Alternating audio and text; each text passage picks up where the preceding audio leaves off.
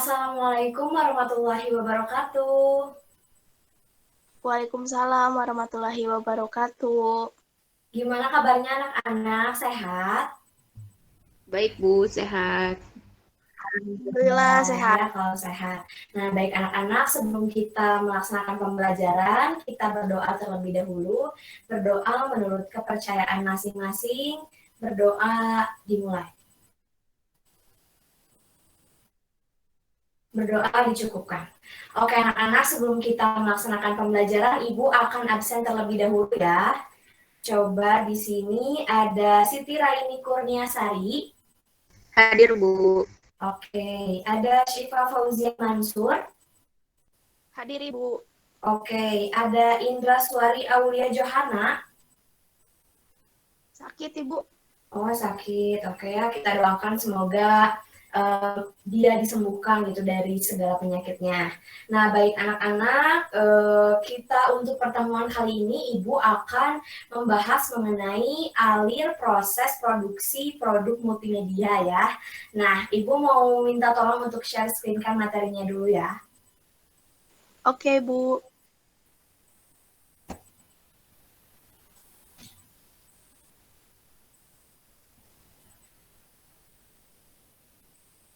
Baik, terima kasih. Nah, seperti yang Ibu jelaskan tadi, di sini Ibu akan menjelaskan mengenai alir proses produksi multimedia.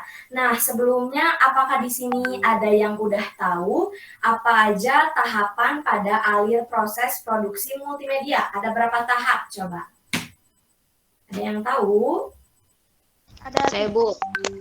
Boleh, siapa nih? Mau Syifa atau Siti Raini? Syifa, Bu. Oke. Ada berapa tahap coba? Ada 3 tahap Ibu. Oke, apa aja tuh tahapannya? Ada praproduksi, produksi, dan pasca produksi Ibu. Sip, bagus ya, udah tahu. Oke, boleh di next. Jadi betul ya anak-anak, di sini alir proses produksi multimedia itu ada 3, ada tahap praproduksi, ada tahap produksi, dan juga tahap pasca produksi. Boleh di next lagi. Nah, yang pertama itu tadi ada tahap praproduksi ya, mohon maaf. Nah, jadi di sini itu tahap perencanaan gitu. Nah, tujuannya itu untuk mempersiapkan segala sesuatunya itu agar proses produksinya itu dapat berjalan sesuai dengan konsep.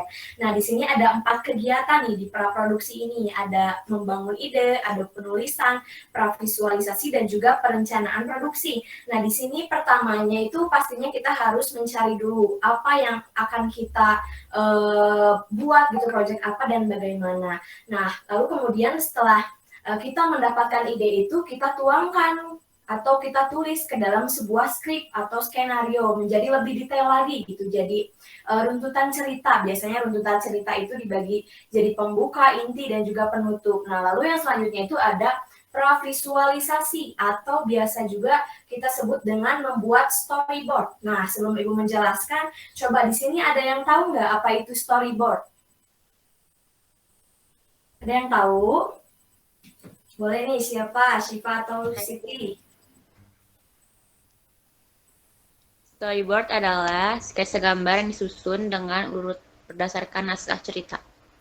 Oke, bagus sekali ya, betul. Jadi storyboard ini itu kita itu menggambar dari teks atau naskah yang telah kita buat di dalam skrip tadi, di dalam skenario tadi ya. Baik, nah yang selanjutnya di sini ada perencanaan produksi. Nah, jadi di sini semuanya mempersiapkan ulang gitu, mulai dari membaca teks kembali, terus mempersiapkan propertinya, mempersiapkan lokasinya dan sebagainya.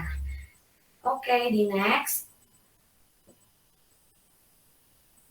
Nah, lalu yang kedua di sini ada tahap produksi. Nah, tahap produksi ini adalah tahap inti gitu atau pelaksanaan produksi atau syuting berdasarkan hasil dari proses praproduksi sebelumnya. Nah, di sini ada beberapa tugas dan juga tanggung jawab seperti ada produser dan asistennya, lalu ada sutradara dan asistennya, ada direktur teknis, kemudian ada teknis audio, direktur tata cahaya, direktur seni, juru kamera, dan juga operator video tape, di mana masing-masing itu punya tanggung jawab dan tugas yang berbeda. Baik, di next. Nah, Selanjutnya itu ada apa nih? Nah, pasca produksi ya. Di sini itu setelah kita tadi melaksanakan proses praproduksi, terus produksi, barulah di sini finalisasi gitu ya, atau tahap akhir. Nah, biasa juga disebut dengan tahap editing. Editing ini itu adalah usaha untuk merapihkan dan membuat sebuah tayangan film atau produk itu menjadi lebih berguna dan juga enak untuk ditonton.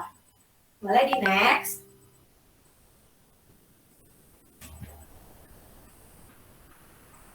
Boleh di next, Teh? Nah, di sini ada 3 fungsi dasar editing menurut Herbert Zelt ya. Yang pertama itu ada menggabungkan, di mana di sini editor itu harus bisa menggabungkan atau menyatukan shoot-shoot yang telah dilaksanakan menjadi satu kesatuan yang serasi, gitu ya, selaras. Lalu yang kedua ada memangkas. Nah, di sini editor memotong bahan yang ada untuk membuat video sesuai dengan penempatan waktu yang tersedia atau bahkan menghapus bahan-bahan yang tidak ada hubungannya gitu atau tidak diperlukan. Dan yang terakhir adalah membangun. Nah, di sini editor itu harus membangun sebuah cerita dari shot-shot yang telah dilakukan sebelumnya dengan baik. Oke, di next. Nah, baik, untuk materi kali ini Ibu cukupkan saja. Apakah dapat dimengerti? Dimengerti, Bu. Apa ada yang ditanyakan dulu? Pada yang mau nanya atau gimana? Cukup, Bu. Cukup. Oke, kalau nggak ada yang nanya, sekarang Ibu mau nanya nih. Coba Ibu mau nanya ke Syifa Fauzia ya. Coba tadi apa saja sih kegiatan yang ada di tahap praproduksi? Tadi ada 4 tahap ya? Ya, ada 4 tahap, Ibu. Yang pertama tuh ada membangun ide. Jadi isinya tuh apa dan bagaimana proyek atau produknya. Terus yang kedua ada penulisan.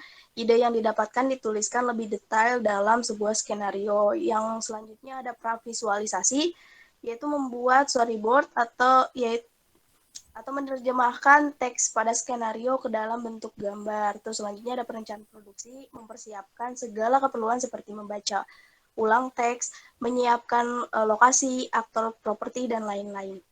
Oke, bagus. Berarti sudah paham ya, sudah menyimak gitu tadi materinya dengan jelas. Coba satu lagi deh, Ibu mau tahu buat Raini ya, sebutkan 3 fungsi dasar dari editing menurut Herbert Zelt. Oke, gimana nih? 3 dasar fungsi editing menurut Herbert Zelt itu ada yang menggabungkan, memangkas, dan membangun. Kalau menggabungkan, contohnya editor menggabungkan shot-shot pada tahap produksi menjadi satu kesatuan. Kalau misalkan memangkas, editor memotong bahan atau menghapus bahan yang tidak diperlukan sehingga tercipta suatu video yang sesuai dengan waktu yang tersedia. Selanjutnya ada membangun, di mana editor harus membangun sebuah cerita dari shoot-shoot yang telah diambil di proses produksi. Oke, siap. Bagus ya, anak-anak. Berarti kalian tadi sudah menyimak dengan baik. Alhamdulillah kalian juga bisa menjawabnya. Baik anak-anak, untuk pertemuan kali ini Ibu cukupkan saja. Untuk pertemuan selanjutnya, untuk tugasnya gitu, coba kalian resume lagi tentang alur proses produksi ini. Nanti kalian kumpulkan di Google Classroom ya. Terima kasih anak-anak. Ibu cukupkan sampai sini. Wassalamualaikum warahmatullahi wabarakatuh. Waalaikumsalam warahmatullahi Waalaikumsalam. wabarakatuh.